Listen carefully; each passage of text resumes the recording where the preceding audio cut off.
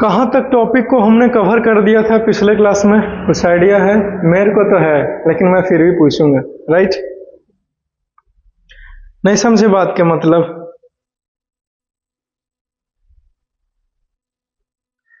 श्री कृष्ण जब कर्ण के पास गए कि इतने दुखी क्यों हो, तो उन्होंने कर्ण ने कहा कृष्ण से कि आप तो मेरे मन के बातों को पढ़ सकते हैं, लेकिन फिर भी आप मेरे से पूछते क्यों रहते हैं? तो श्री कृष्ण बोलते हैं कि मैं जानता हूँ मित्र कि तुम्हारे मन में क्या है, लेकिन जैसे कि मैंने पहले भी कहा कि मुझे तुम्हारे मुख से सुनना अच्छा लगता है। ठीक है, तो मैं तो बस यूं ही उनका एग्जाम्पल ले रहा हूँ, मैं कोई श्री कृष्ण तो हूँ नहीं, है कि नहीं? और तुम भी तो कर्ण नहीं हो। ठीक है, तो हम भी तुमसे काम चला रहे हैं, तो तुम भी मेरे से ही काम चलाया करो, है कि नहीं? है, आगे बढ़े जी। Okay, physical changes.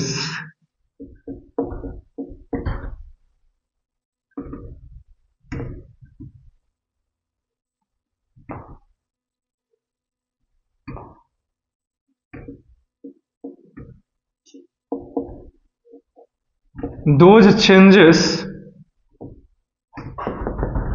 in which no new substances are formed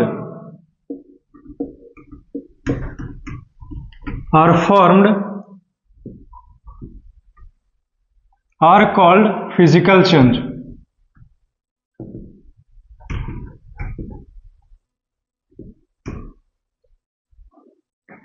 ठीक है, एग्जाम्पल में देखो।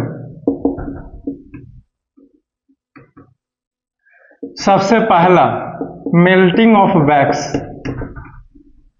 मेल्टिंग ए वैक्स, मोमबत्ती के पिघलना। दूसरा कटिंग, काट दिया या फिर टीयरिंग, फाड़ डाला ऑफ पेपर, इसको तो पेपर का, तो वो क्या कहलाएगा? फिजिकल चेंज कहलाएगा। या फिर ब्रेकिंग ए ग्लास, ग्लास को भी तोड़ डाला तो भी वो फिजिकल चेंज है, breaking a glass. Glass tumbler लिखा देते हैं, ऐसा इसलिए क्योंकि आपने शीशों को तोड़ करके टुकड़ों में किया है ना जी, उसका फिजिकल स्ट्रक्चर जो प्रॉपर्टी है ग्लास का वो तो नहीं ना बदल गया, आकार है ना खाली बदला है। तो आकार बदलने से क्या होता है? केमिकल चेंज थोड़ी बदलेंगे, है कि नहीं? प्रॉपर्टी कुछ बदल में नहीं किया, नया सब्सटेंस का फॉर्मेशन हो भी नहीं किया, इसीलिए ग्लास को भी तोड़े तो फिजिकल है, पेपर को भी तोड़े तो वो क्या है? Physical change. भरोसा नहीं है तो गूगल से पूछ लो, उस पर तो होगा भरोसा। कैसा कैसा धोखेबाज स्टूडेंट को पढ़ाते हैं आजकल जी, जो हम पे भरोसा ही नहीं करता है। बताओ। रुको, तुम बताते हैं तुम लोगों को एक आदमी, टेस्ट सीरीज में बदल लेंगे, बाकी पता है नहीं ले सकता, बस यूं ही बोल दे रहा हूं। नेक्स्ट अगला उदाहरण देखें। रोलिंग, रोलिंग ए रोटी, रोलिंग ए रोटी, रोटी को रोल कर रहे हैं। ठीक है, ये सब कुछ होता है। या फिर मेकिंग ए मिक्सचर, मिक्सचर या फिर मेकिंग ए सॉल्यूशन, सॉल्यूशन भी बना रहे हैं तो अलग हो जाएगा। जैसे चीनी और पानी का सॉल्यूशन बना लिए तो वो भी फिजिकल चेंज है, क्योंकि उसको अलग कर सकते हैं। दो चीजों को मिला करके मिश्रण बना लिए, जैसे शुगर और सैंड को मिला डाले तो उसको अलग कर सकते हैं। है, कैसे अलग कर सकते हैं? अभी कोई पूछेगा नहीं जी, शुगर और सैंड को मिलाकर कैसे अलग कीजिएगा सर, क्योंकि पढ़ना है आगे वाला टॉपिक में। ठीक है, इसीलिए अभी बता करके क्यों आप टाइम को वेस्ट करना, है कि नहीं बताएंगे आपको जो समझना चाहिए, मेरे को पता नहीं। ठीक, मेकिंग है सॉल्यूशन, क्लियर? तो ये चीज याद रखना कि जो हमने एग्जांपल लिया है किसका सॉल्यूशन बनाया, मिक्सचर बनाया हमने, तो शुगर और सैंड का, वो आगे वाला टॉपिक में पढ़ना है डिटेल में, फिगर के साथ। ठीक है, क्लियर? तो ये सारे के सारे एग्जांपल्स हैं, और तो कुछ ऐसा एग्जांपल्स है नहीं फिर जो बताएं आपसे। बोलो जल्दी, क्या कहता है? आगे बढ़े। ठीक है, चलो लिख लिया। आप ज्यादातर लोगों से पूछोगे ना कि कटिंग या पेपर को फाड़ दिए तो फिजिकल है या केमिकल, तो वो ज्यादातर केमिकल चेंज बोलेंगे, समझे। लेकिन आप उसके मुंह पर तमाचा मार के आना कि वो फिजिकल चेंज है। कैसे? फिर मेरा वीडियोस दिखा देना या फिर बता देना, ठीक है? क्लियर?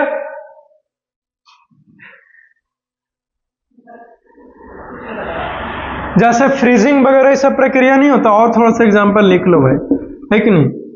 जैसे आइस का बनना या फिर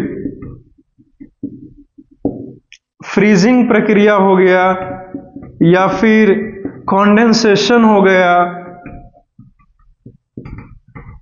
ठीक है, या फिर बॉइलिंग हो गया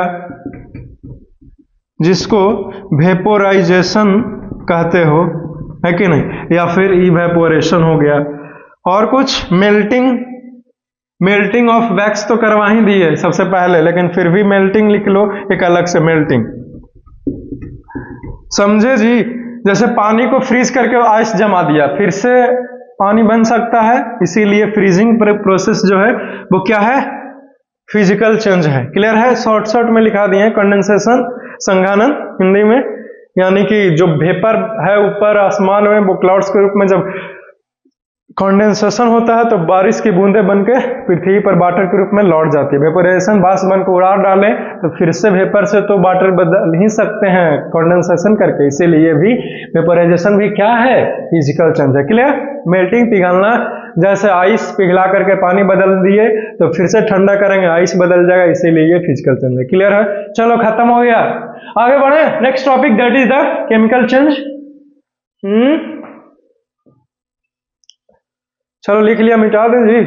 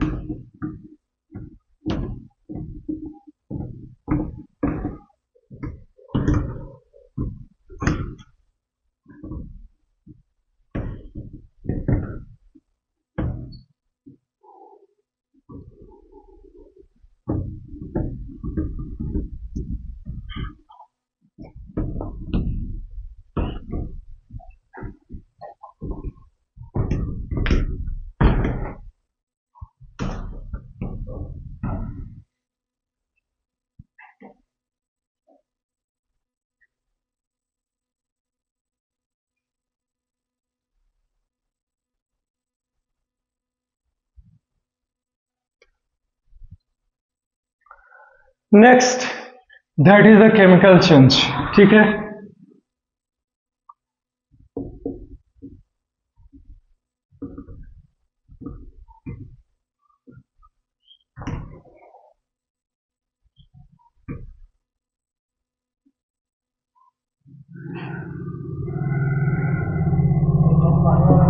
Those changes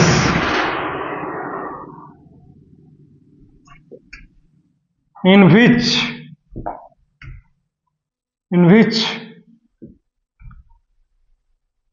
new substances are formed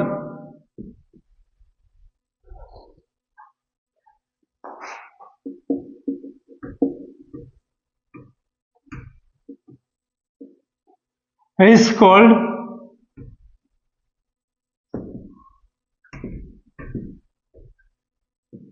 chemical change. Clear? जैसे हम एग्जाम्पल्स के रूप में देखो, सबसे पहला रिपनिंग ए फ्रूट,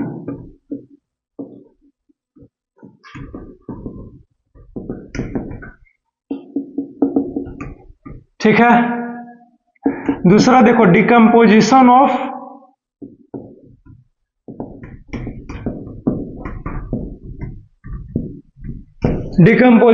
वाटर, यह एक केमिकल चेंज है। क्लास 10th के पहला चैप्टर में आप लोग पढ़िएगा कि जो वाटर है वो जब इलेक्ट्रोलाइसिस प्रक्रिया से गुजरवाते हैं तो वाटर डिकम्पोज होकर के हाइड्रोजन और ऑक्सीजन में टूट करके अलग हो जाता है। 10th में ये जानना है, ठीक ना?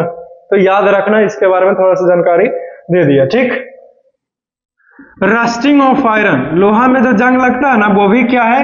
केमिकल चेंज है, क्योंकि जंग लग गया ना तो वो खराब हो जाता है, जिसका प्रॉपर्टी अलग है ओरिजिनल आयरन से। रस्टिंग ऑफ आयरन क्या है? केमिकल चेंज है, ठीक। बर्निंग ऑफ पेपर जो हो जाएगा वो केमिकल चेंज हो जाएंगे। बर्निंग ऑफ पेपर लिखो, क्लियर? ओके, चलिए इसी के साथ केमिकल चेंज और फिजिकल चेंज का कहानी जो है वो खत्म होता है। अब एक नया छोटा सा टॉपिक है जिसका नाम है difference between physical change and chemical change. Physical change और केमिकल चेंज में क्या अंतर है, अब इसे जानना है। इसके बाद हमारा फिजिकल चेंज और केमिकल चेंज के से पीछा छूट जाएगा, ठीक। डो वरी, तुरंत ही खत्म होने वाला चीज है, आपको तो पता ही है। हो गया ना? मिटा देना।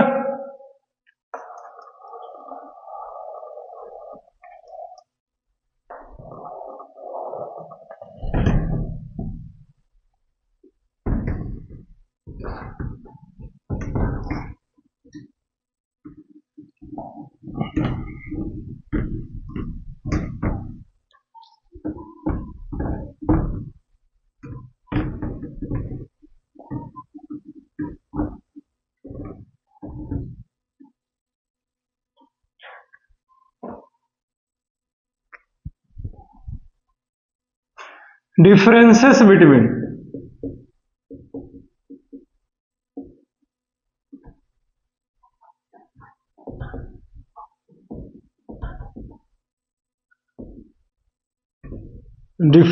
Between physical change and chemical change.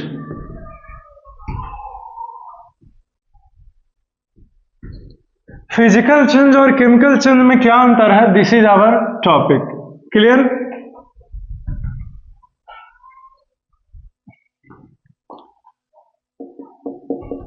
यही टॉपिक भी है हमारा और यही क्वेश्चंस भी है हमारे।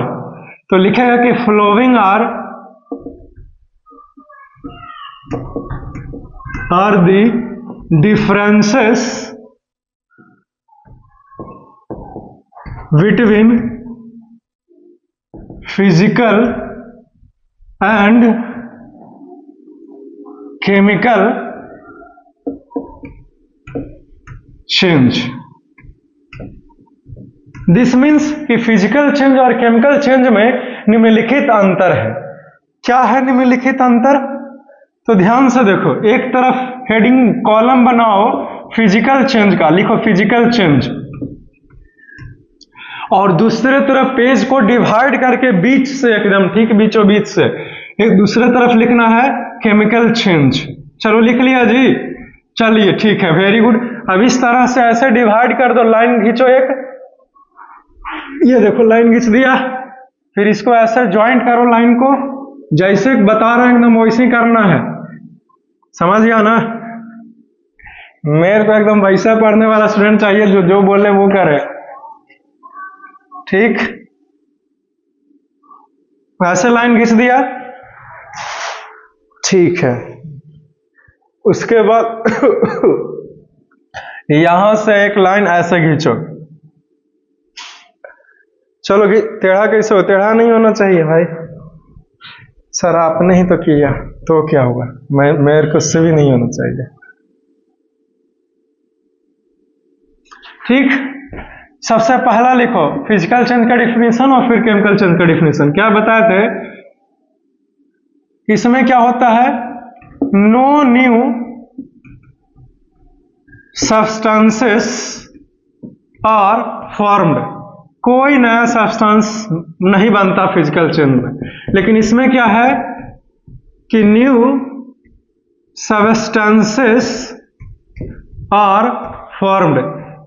केमिकल चेंज में नया सब्सटेंस का फॉर्मेशन होता है जी। और दूसरी बात ये है कि फिजिकल चेंज जो है वो टेम्पोररी है, इट इज टेम्पोररी, मतलब कुछ ही देर के लिए है, टेम्पोररी। टेम्पोररी चेंज भी बोलते हैं फिजिकल चेंज को, ठीक है। लेकिन ये जो है वो परमानेंट चेंज है, परमानेंट चेंज है भैया, एक बार हो गया तो हमेशा के लिए हो गया। क्लियर है? Very good. और जानिए, इट इज रिवर्सिबल चेंज, इसको रिवर्सिबल चेंज बोलते हैं। और इसको क्या बोलते हैं? It is irreversible change.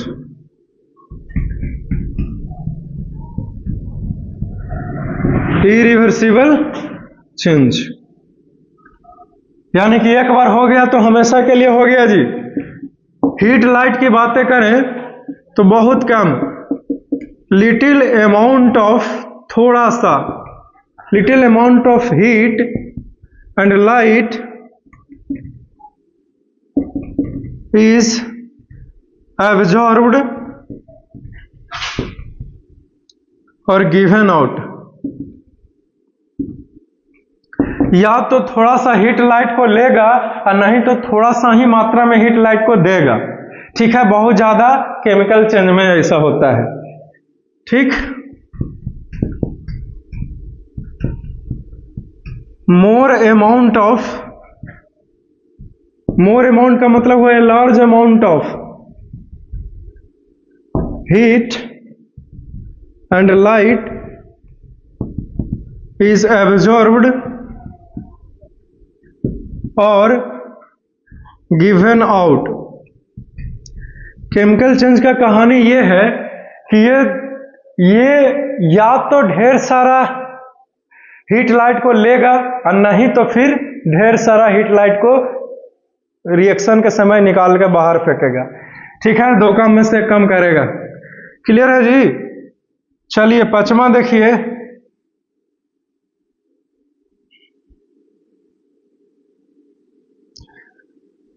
Physical property की बातें करें तो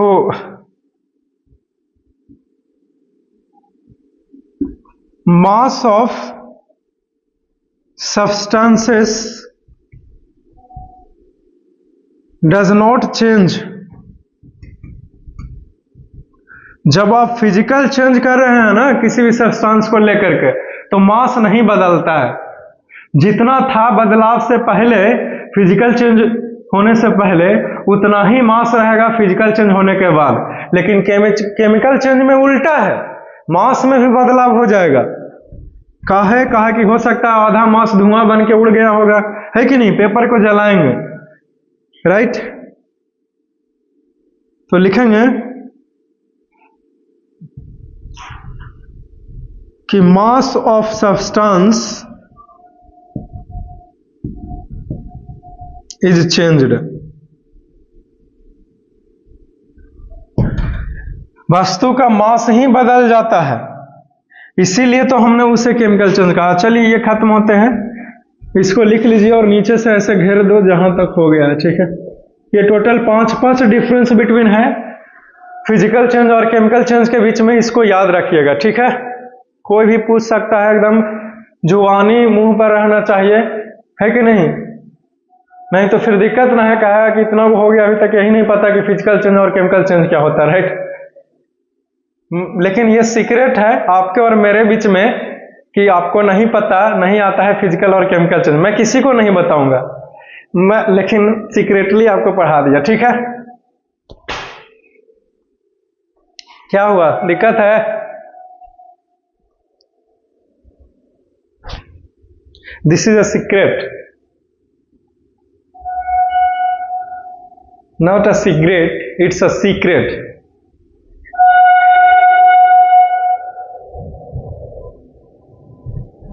पता नहीं आंखें में क्या चली गई है।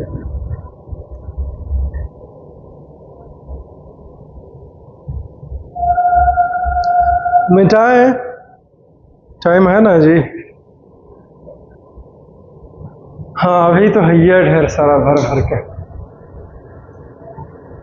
तो फिजिकल चेंज, केमिकल चेंज में ये टोटल 5 अंतर थे। मुझे यकीन है कि आपने अच्छे से सुना होगा। तो फिजिकल चेंज में नया सब्सटेंस नहीं बनता है, केमिकल चेंज में बनता है, पहला अंतर खत्म। दूसरा है फिजिकल चेंज जो है वो टेम्पररी चेंज कहलाता है और केमिकल चेंज परमानेंट चेंज है, हमेशा के लिए हो गया। फिजिकल चेंज में क्या होता है, रिवर्सिबल चेंज कहते हैं फिजिकल चेंज को, लेकिन केमिकल चेंज इरिवर्सिबल चेंज है। चौथा लिखा है, मैंने लिखा है, मैं ही भूल गया। थोड़ा सा लाइट वगैरह ये सब या तो लेगा नहीं तो देगा फिजिकल चेंज में, लेकिन केमिकल चेंज में बहुत ज्यादा हीट लाइट को लेगा और नहीं तो देगा। 5वां लिखा है कि मास नहीं बदलेगा फिजिकल चेंज में और केमिकल चेंज में मास बदल जाएगी। चलिए ठीक है, मिटा दें जी।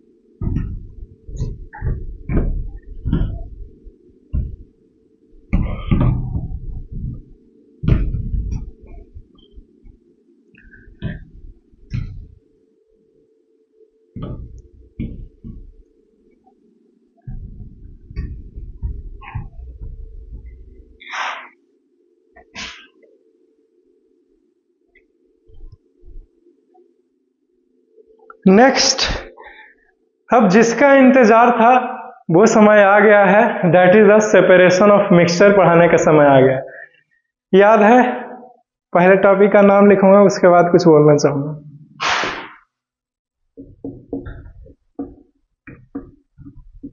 सेपरेशन ऑफ मिक्सचर्स, ठीक है। याद है जब आप 6th क्लास में पढ़ रहे थे, जब जिस समय एक टॉपिक का नाम था separation of substances, it means कि मिक्सचर्स को ही सेपरेट करेंगे, अलग करेंगे। दो अलग अलग वस्तुएं जो मिली हुई है वो हमारे काम का नहीं है, समझे। इंडस्ट्री में, फैक्ट्री में, होम्स में या फिर कहीं और पर्पसेस के लिए हम लोग यूज नहीं कर पाएंगे, क्योंकि वो मिलावट वाले चीजें हैं ना जी। लेकिन जब उसको अलग करें तो वो हमारे बहुत काम के हो सकता है, राइट। तो इसीलिए दो मिले हुए वस्तुओं को अलग करना जरूरी है, तभी आप काम के आइएगा। नहीं, शेर भी देखे, वो शेर अकेले रहता है, जंगल का राजा एक ही है, दैट इज द शेर, ठीक है।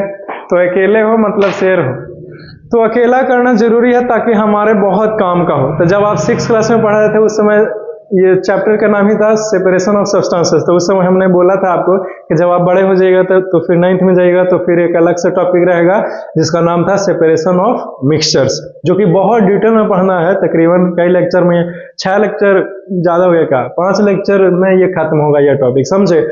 तकरीबन 11 गो अलग अलग प्रकार के या तरह के मेथड्स है, मैकेनिज्म्स है, जिसके मदद से हम लोग दो मिश्रण को, दो मिली हुई वस्तुओं को, जिसे हमने मिक्सचर्स कहा, उसको अलग करना है उसके कॉन्स्टिट्यूएंट्स में, उसके कंपोनेंट्स में। Clear? Okay, so let's get ready. तो अलग क्यों करना है, इसका इंपॉर्टेंस क्या है, आपको पता चल गया होगा। देखिए, जो दो मिलावटी वस्तुएं हमारे काम का नहीं है, हमारे काम के आएगा एक सिंगल सब्सटेंस। जैसे फॉर एग्जांपल, अब गांव देहात में क्या होता है कि चावल जैसे बना, ठीक है, या फिर गेहूं उपजा लिया खेतों में, ठीक है। अब गांव के लोगों के पास उतना टेक्नोलॉजी महान है नहीं ना, कि या फिर बहुत ज्यादा पैसे से भी रीच नहीं होते हैं कि बहुत बढ़िया व्यवस्था करके रखें, तो वो मिट्टी पे ही क्या कर लेते हैं, धान को रख दिए, चावल को मतलब छिलका हटा के रख दिए, या फिर गेहूं को मिट्टी पे ही रख दिए, तो उसमें सैंड भी लग गया है कि नहीं, क्लियर है। तो उसको अलग करेंगे मिट्टी धूल कण को, तब ना वो फिर वो चावल या फिर जो भी हमारे भीट हैं वो हमारे काम के होंगे। Is it clear? Of course clear. इसीलिए अलग करना जरूरी है, ठीक है। या फिर अब सैंड मिल गया किस चीज में, चीनी में, तो उसको चीनी हमें चाहिए, तो आपको हम मिट्टी वाले चीनी नहीं दे सकते, या फिर आप खुद भी मिट्टी वाले चीनी का उपयोग नहीं कर सकते। जैसे मान लीजिए क्या कीजिएगा, जैसे आपके घर में छोटे भाई बहन से है कि नहीं, या फिर आपकी माता जी, उन्हीं से चीनी गिर गया जब भूमि पे, है कि नहीं, तो वो मिट्टी वाला चीनी फिर आप खाओगे, आप तो उसे फेंकोगे। लेकिन आप तो पढ़े लिखे आदमी हो, आप क्या कर सकते हैं, उस चीनी को उस बालू में मिल गया है या फिर मिट्टी में मिल गया है, उससे आप अलग कर सकते हैं। Is it clear? ओके। तो ये सब आपको पता चला कि इसका महत्व क्या है, बहुत ही ज्यादा है। जैसे जैसे टॉपिक को डिटेल में उतरेंगे, तकरीबन 11 को मेथड्स के ऊपर बातें करेंगे, तो आपको पता चल जाएगा क्या इंपॉर्टेंस है, ठीक है। या फिर बहुत सारे, जैसे साल्ट में दूसरा चीज मिला हुआ नमक में क्या है, सोडियम क्लोराइड, वो तो साल्ट ही है। जैसे अमोनियम क्लोराइड NH4Cl, तो NH4Cl को आप नहीं खा सकते, ये तो केमिकल चीज है कि नहीं, आपके लिए जहर के जैसा काम करेगा ये, है कि नहीं। तो आप इसका, मेरे को ख्याल नहीं कि वो जहर है या नहीं, लेकिन शरीर के लिए उपयोगी तो नहीं है, तो आप उसका उपयोग नहीं कर सकते, ठीक है। आपको तो सिर्फ साल्ट चाहिए, तो अलग कीजिएगा तब ना फिर वो साल्ट को यूज कीजिएगा जी। अब कोई लड़का सोच रहा होगा कि सर अलग करने की क्या जरूरत है, नया खरीद के ले आते हैं, तो ये कोई मतलब हुआ? आप ऐसे बोल के बच नहीं सकते, आपको तो पढ़ाई करनी ही पड़ेगी, ठीक है। आपने अभी बोला, लेकिन जो याद है आपको, जो समुद्र से निकाला जाता है साल्ट को, वहां पे बड़े बड़े फैक्ट्रियां जो है वो क्या लगता है, ऐसे ही बेवकूफ बनाने के लिए बैठी हुई है। वो आपके जैसे ही पढ़े लिखे व्यक्ति होते हैं, जो वो मशीन को चला रहे होते हैं, इंजीनियर्स लोग। तो देश महान बनता है टेक्नोलॉजी से, इंजीनियर से, साइंटिस्ट से, डॉक्टर से, न कि ऐसे बेवकूफों से, समझे? क्लियर? तो उसको पता है कि इस वाटर में या फिर इस साल्ट में अमोनियम क्लोराइड है, तो अगर हम इसको मार्केट में बेचेंगे तो जो लोग हैं उसको शरीर का हानि पहुंचेगा, इसीलिए NH4Cl या फिर नेप्थलीन ही है, उसको अलग करना जरूरी है साल्ट से, ठीक है। तो पढ़े लिखे हैं रहिएगा तब ना वो मशीन को चला पाइएगा, समझे? ठीक है। आपके पास केमिस्ट्री लैब है, व्यवस्था है, तो आप अलग करके देख भी सकते हो अमोनियम क्लोराइड को साल्ट से। ये भी टॉपिक है, पढ़ना है आगे इसी मिक्सचर में, अभी तो बस बता ही रहा हूं। क्लियर है जी? चलो ठीक है, वेरी गुड। इंपॉर्टेंस बता दिए। मिक्सचर्स क्या होता है पहले से ही पता है आपको, राइट। दो पार्टिकल्स, दो अलग अलग सब्सटेंसेस का पार्टिकल्स आपस में मिल गया, दैट इज द मिक्सचर। या फिर दो सब्सटेंस के मिलन को ही मिश्रण कहते हैं। और मिक्सचर्स दो प्रकार के, होमोजेनियस मिक्सचर और हेट्रोजेनियस मिक्सचर्स। वैसा मिक्सचर जिसमें दो सब्सटेंस जो है बहुत अच्छे तरीके से मिल गए, होमोजेनियस मिक्सचर है, जैसे में salt solution, sugar solution. Heterogeneous mixtures क्या है, वैसा कोई भी दो सब्सटेंसेस जो आपस में बढ़िया तरीके से नहीं मिलता है, उसको हेट्रोजेनियस मिक्सचर कहते हैं। एग्जाम्पल में सैंड एंड वाटर, ठीक है जी। चलो इतना याद है तो अब हम लोग आगे बढ़ सकते हैं, ठीक है।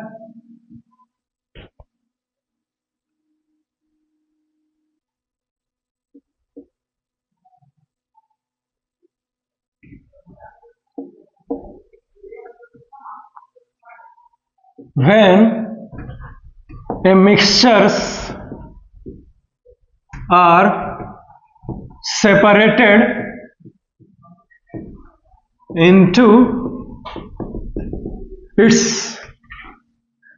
component or constituent,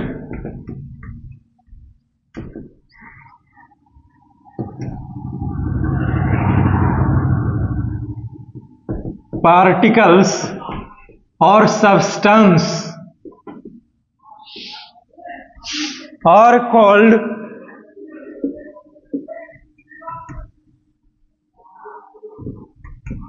separation of mixture। ठीक है।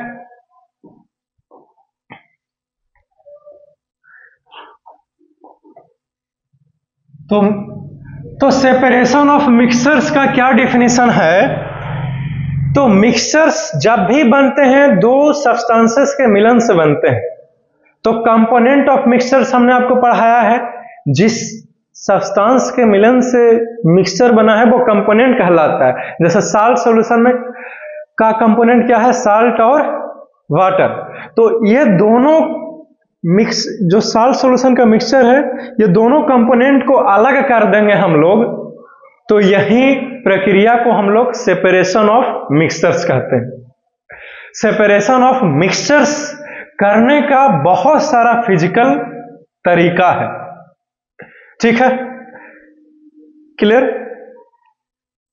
एक चीज याद रखना कि हम लोग मिक्सचर्स को सेपरेट करने के लिए किस प्रोसेस का यूज करेंगे, ये इस बात पर डिपेंड करता है कि जो कंपोनेंट ऑफ मिक्सचर्स है वो किस चीज के प्रति अपना प्रॉपर्टी को शो कर रहा है, ठीक है। नहीं समझ में आया? एग्जांपल से समझाते हैं सर।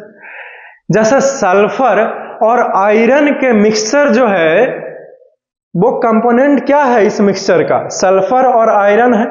तो ये दोनों के मिक्सचर को हम लोग मैग्नेट के मदद से बड़े ही आसानी से अलग कर सकते हैं। क्यों? क्योंकि आयरन जो है वो मैग्नेट से अट्रैक्ट होगा और सल्फर से अलग हो जाएगा। ये प्रक्रिया बार बार से करेंगे तो सल्फर मैग्नेट, सल्फर और आयरन फिलिंग्स अलग हो जाएंगे मैग्नेट के मदद से, ठीक है। तो सब आयरन को चिपका करके मैग्नेट से अलग कर देंगे और जो सल्फर है वो उसी वेसल में, कटोरे में, ग्लास में, चाइना डिश में रह जाएगा, ठीक है। तो हम आपसे ये ही तो बोल रहा था कि कंपोनेंट जो है वो किसके प्रति अपना प्रॉपर्टी शो करता है, किस चीज से अट्रैक्टेड होता है, ठीक है, ठीक है।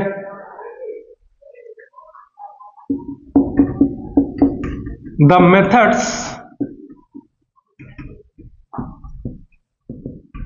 which is used to separate a mixture is depend upon the properties of a component of substances.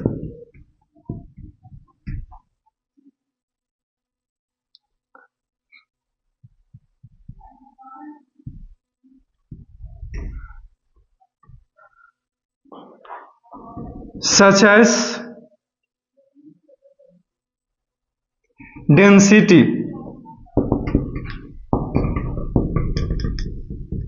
solubility,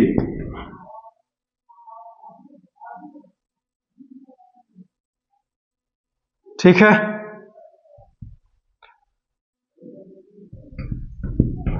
vaporisation,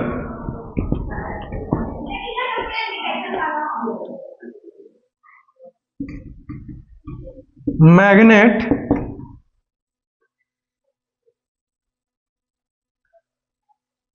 और क्या हो सकता है भाई? Solvent,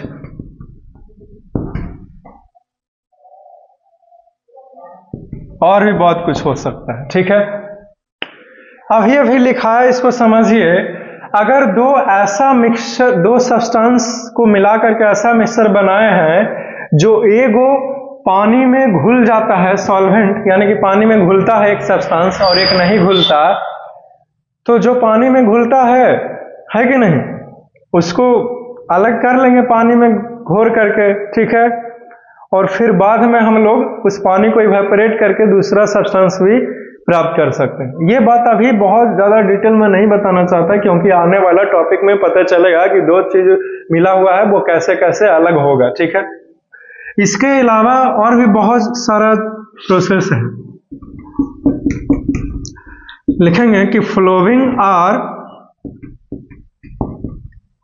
the different methods which are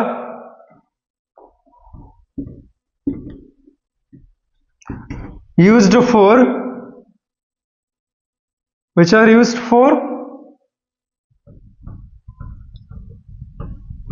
separating a mixtures.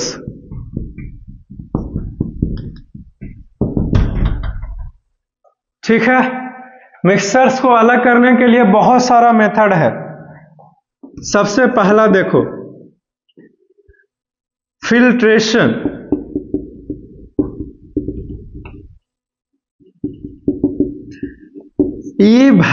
Evaporation,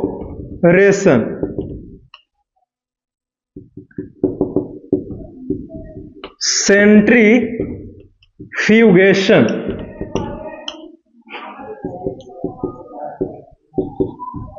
distillation,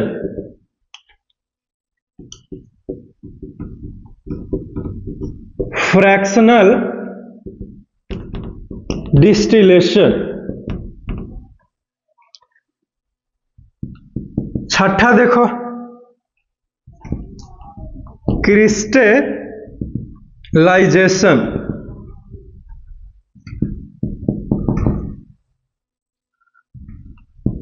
chromatography,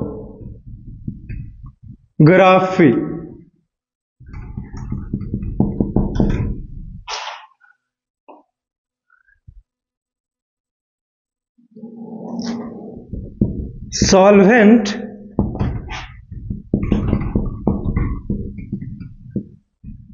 magnet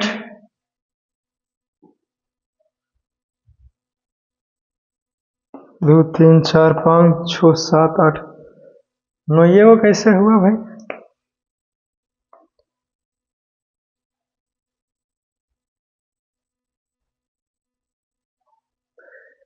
दसवां number पर है sublimation.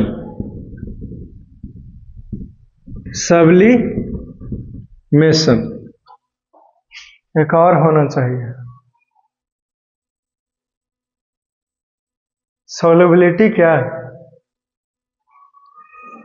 शायद सॉल्युबिलिटी हटेगा ना, सॉल्युबिलिटी। ठीक है, एक बार देख लेते हैं।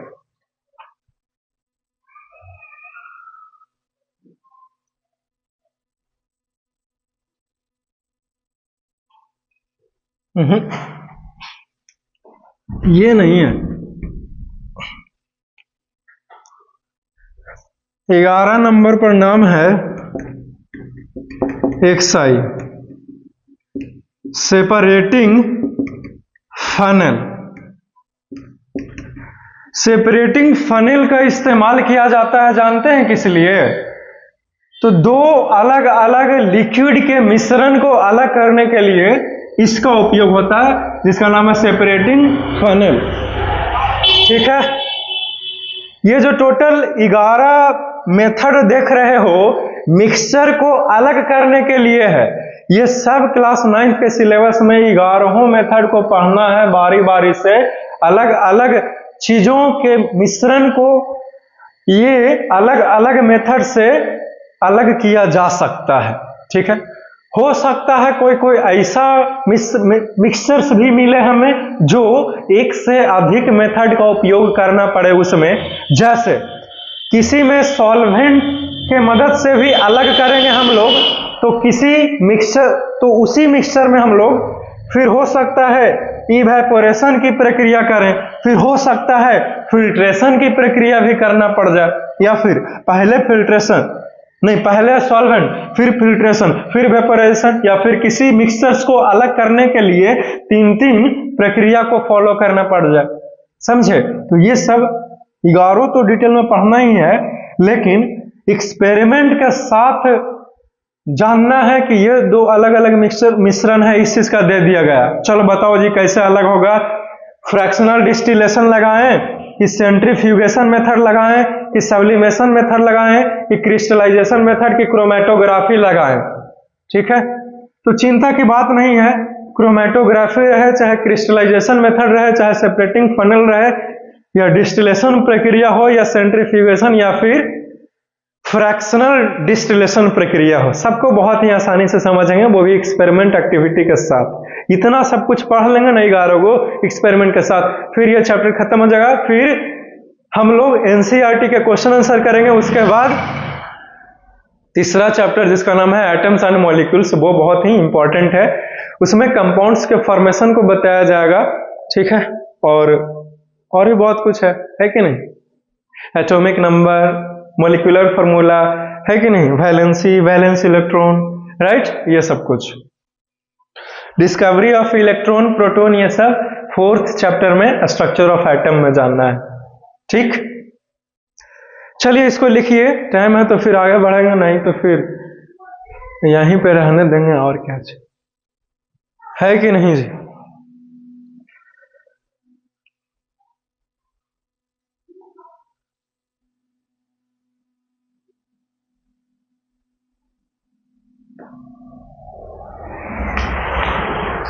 Have you written this? Can I erase it? लिख लिया जी, मिटा दें। किसी को कुछ शक है, कुछ पूछना है तो कोई भी शंका मिटा लेगा। हमारे क्लास से शक लेके बाहर नहीं जा सकता है तुम, बाकी समझ गया ना।